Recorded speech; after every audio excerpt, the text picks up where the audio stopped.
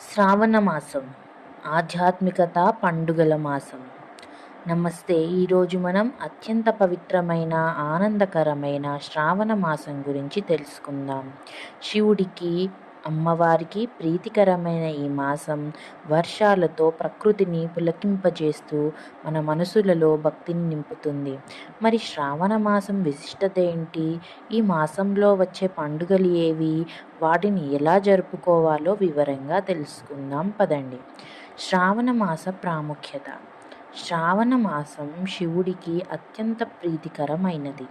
ఈ మాసంలో శివుడిని పూజిస్తే సకల శుభాలు కలుగుతాయని నమ్ముతారు. ముఖ్యంగా శివలింగానికి అభిషేకాలు, బిల్వపత్ర సమర్పణ చాలా విశిష్టమైనవి. సోమవారాలు శివుడికి అంకితం చేయబడ్డాయి. శ్రావణ సోమవారాల్లో ఉపవాసాలు, అభిషేకాలు, రుద్రాభిషేకాలు చేయడం ఎంతో విశేషం. ఈరోజు శివుడిని భక్తితో పూజిస్తే కోరికలు నెరవేరుతాయని నమ్మకం. వివాహిత స్త్రీలు తమ భర్తల దీర్ఘాయుష్షు కోసం, అవివాహిత స్త్రీలు మంచి భర్త కోసం మంగళగౌరీ వ్రతం వంటి వ్రతాలు ఆచరిస్తారు. ఈ మాసంలో ప్రతి మంగళవారం గౌరీదేవిని పూజిస్తారు. ఈ మాసంలో ప్రకృతి కొత్త అందాలను సంతరించుకుంటుంది. పచ్చదనం, వర్షాలు మనసుకు ఆహ్లాదాన్ని ఇస్తాయి. ఆధ్యాత్మికత వాతావరణం నెలకొంటుంది. అయితే ఈ శ్రావణ మాసంలో ఉండే ముఖ్య పండుగలేవో తెలుసుకుందాం. అవి ఏ రోజు వస్తున్నాయో తెలుసుకుందాం. మొదటిది నాగుల పంచమి. దీనినే నాగపంచమి అని కూడా అంటారు. ఇది జూలై 29, 2025 మంగళవారం రోజున జరుపుకుంటాం.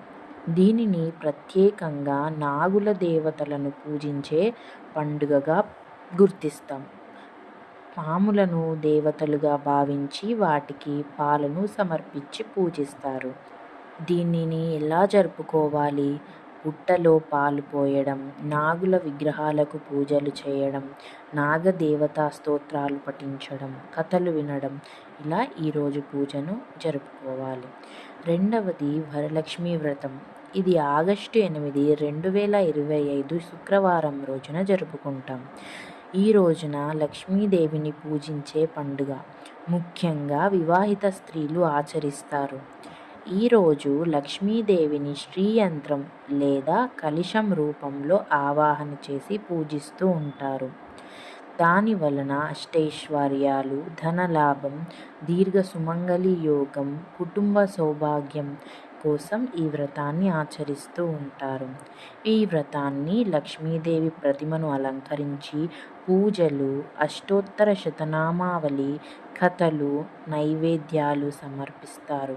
ముత్తైదువలకు పసుపు, కుంకుమ, తాంబూలం బహుమతులు ఇస్తారు. మూడవది రాఖీ పౌర్ణమ. దీన్నే రక్షాబంధన్ అని పిలుస్తారు.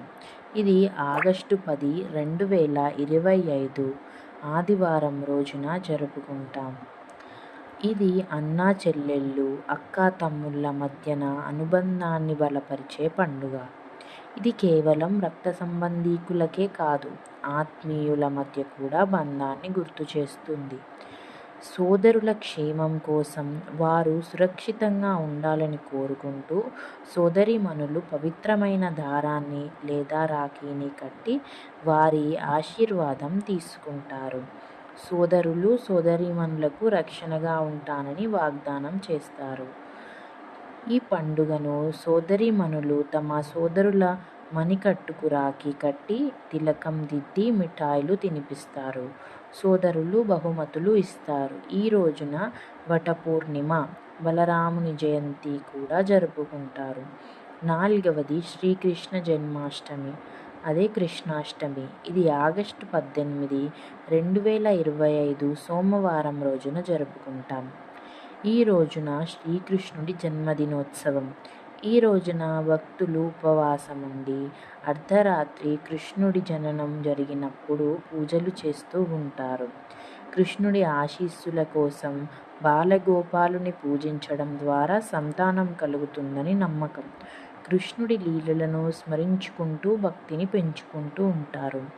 ఈ రోజున ఇల్లును అందంగా అలంకరించి ఉయ్యాల కట్టి కృష్ణుడి విగ్రహాన్ని అలంకరించి పూజలు, భజనలు, కీర్తనలు, నైవేద్యాలు సమర్పిస్తారు.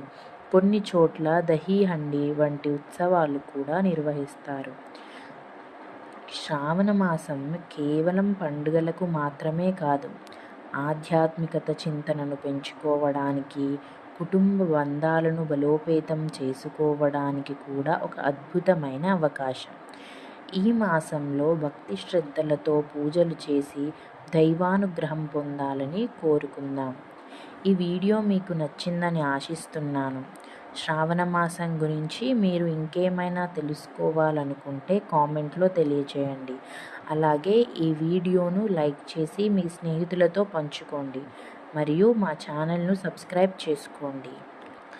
మీరు ఇంకా ఎలాంటి స్తోత్రాలు కానీ పూజా విధానాలు కానీ తెలుసుకోవాలి అనుకుంటే తప్పకుండా కామెంట్లో తెలియచేయండి. ధన్యవాదాలు.